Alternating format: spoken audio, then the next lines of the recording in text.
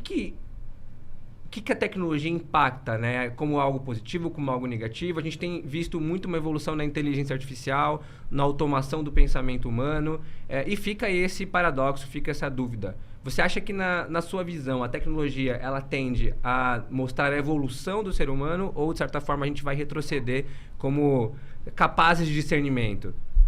Bom, o primeiro ponto é que a gente tem que não só associar a tecnologia àquilo que é digital, aos robôs, às máquinas, né? A escrita é uma forma de tecnologia, a matemática é uma tecnologia, enfim, assim como técnicas agrícolas que foram sendo desenvolvidas ao longo da história da humanidade.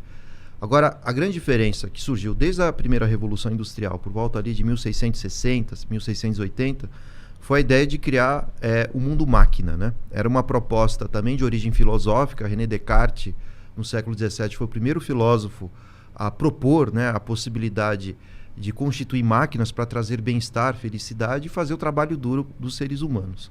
Então a ideia original era dominar a natureza, controlar o mundo, né? O Francis Bacon também, no século um pouco antes, no século XVI para o XVII, ele escreveu um livro chamado A Nova Atlântida. E aí entra uma questão interessante, né? Porque, com exceção de Aristóteles, na antiguidade, a tecnologia, lógico que os gregos não conheciam a máquina, né? Mas a tecnologia a palavra tecne tinha alguma relação com aquilo que é automático. E por que eu estou falando de Atlântida, né? Porque os antigos eles tinham uma grande aversão pela ideia de um mundo automático, né? A Atlântida da antiguidade, inclusive citada na República do Platão, ela é descrita como uma cidade banhada a ouro e pela tecne.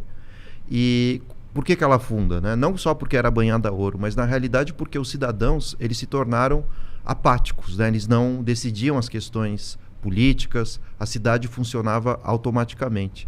Então a Atlântida dos antigos ela afunda por isso. Agora o Francis Bacon, quando escreveu a Nova Atlântida, ele literalmente bate no peito e vai dizer o seguinte: essa Atlântida não vai afundar, né? Essa Atlântida ela é sinônimo de saber, que é um poder, né? Saber é poder. Então, tanto Descartes na França, quanto também Francis Bacon na Inglaterra, propõem essa ideia de um mundo maquinário, né? Um mundo para o futuro que vai estabelecer uma qualidade de vida, e as cidades modernas são exemplos disso, né? É uma proposta original de uma utopia, né? De um paraíso consolidado pela razão. E aí eu respondo a sua questão, né? Todo avanço tecnológico, ele traz prós e contras, né? Traz evoluções e involuções. Lógico que a Revolução Industrial trouxe a possibilidade de aumentar a quantidade de produtos, aumentou o lucro, enfim, daqueles que tinham condições, né, de investir, trouxe novas dinâmicas na sociedade, mas ao mesmo tempo trouxe contradições sociais, né? O proletariado de que fala o Marx, a exploração, o pauperismo, enfim. Então a gente vai vendo que desde a sua gênese na modernidade, os avanços tecnológicos, eles são contraditórios. Um exemplo disso foi o que aconteceu na cidade de Paris, por exemplo, né?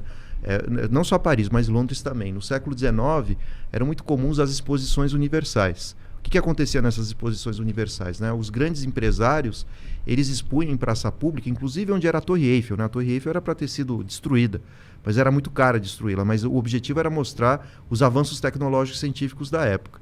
E as massas de trabalhadores, recentemente, tinham aprendido a ler e escrever. E então, nessas feiras universais se mostrava de tudo, máquinas, autômatos, né? Que com mecanismos sabiam jogar xadrez, por exemplo, com as pessoas. Então, isso foi criando, né, um mundo máquina, um mundo que criava uma visão de que o futuro, né, vai resolver todos os problemas da humanidade com os avanços científicos e tecnológicos. E nós carregamos essa imagem até muito recentemente, até a década de 60 e 70, isso era quase que um consenso, pelo menos entre o senso comum. O positivismo, né, do Comte, com a ideia da ordem, do progresso, traz exatamente essa percepção. Quantos maiores forem os progressos tecnológicos, científicos e industriais, mais ordenada, mais harmônica, mais perfeita seria essa sociedade. No entanto, foi a partir de Nietzsche, já no século XIX, quando ele escreve A Gaia Ciência, que ele começa a perceber um grande problema da nossa ciência moderna, e da ideia do progresso, que é a substituição de Deus pela ciência, os padres pelos cientistas. Lógico que o Nietzsche não é um negacionista, ele não está criticando a observação científica, a experimentação, a matematização. Mas ele começou a perceber que a gente estava criando uma visão, digamos assim, apolínea, né? Quase de que a ideia de que vamos criar um paraíso na Terra. Isso incomodava muito Nietzsche. Depois de Nietzsche, o que vai acontecer? Outra grande corrente que vai criticar esses avanços tecnológicos e ver essas contradições será a Escola de Frankfurt. e eles vão se deparar com duas situações grotescas, né? Primeiro, as 2 guerras mundiais e também o uso dos meios de comunicação, que são frutos, né, do avanço tecnológico e científico, mas os meios de comunicação foram usados para massificar a população, né? Isso aconteceu com o nazismo, né, que foram pioneiros no uso do cinema. Isso gerou um grande consenso e adesão da população alemã ao nazismo. Os soviéticos também usaram bastante isso no seu território, e os americanos com a propaganda comercial. Então, o Adorno, por exemplo, era um filósofo que observava com muito pessimismo os avanços tecnológicos, sobretudo dos meios de comunicação. Tanto é que ele não se dava ao trabalho de ir ao cinema, ele dizia que ia ficar alienado. E contra essa postura, a gente vai ter outro frankfurtiano, que é o Walter Benjamin, que vai dizer que não é bem assim, né? A gente não tem que ter essa visão pessimista sobre as tecnologias de forma radical. As tecnologias, elas são dialéticas, são contraditórias. Elas tanto servem à civilidade quanto, eventualmente, à barbárie. O maior exemplo disso, segundo Benjamin, no ensaio chamado A Obra de Arte na Era da Reprodutibilidade Técnica, lembrando que reprodutibilidade técnica é isso que a gente está fazendo aqui, né? Qualquer um vai poder assistir esse vídeo quando quiser, em qualquer lugar. Enfim, primeiro foram as fotografias, antes disso, melhor dizendo, né, jornais, revistas, depois fotografias, depois o cinema, antes do cinema as rádios, enfim, os discos e tudo mais, agora a internet. Mas o Benjamin, ele vai usar como exemplo o Chaplin, né, porque o Chaplin, imerso dentro de todo o cenário hollywoodiano, né, da indústria cultural, ele conseguiu produzir reflexão. Então, não é para a gente ter uma percepção pessimista. A gente deve observar sempre que há prós e contras, tudo depende da intencionalidade, da finalidade política, né? Então, poderíamos sim usar o cinema, assim como se utiliza hoje a internet, muitas vezes para gerar notícias falsas, ou para gerar massificações, né, da população, como também para gerar engajamento político. A mesma internet hoje, que permite as pessoas, os movimentos sociais hoje, como o movimento negro, o movimento feminista, os indígenas, enfim, deficientes, ambientalistas, né, lutarem, divulgarem as suas pautas, mas a internet é o mesmo meio de comunicação que permite o surgimento dos negacionismos científicos, políticos, a ascensão de movimentos autoritários que se aproximam do fascismo.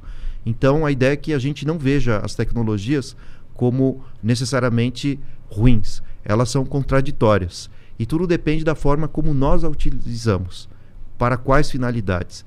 Então, a sua pergunta, ela traz como resposta esse paradoxo.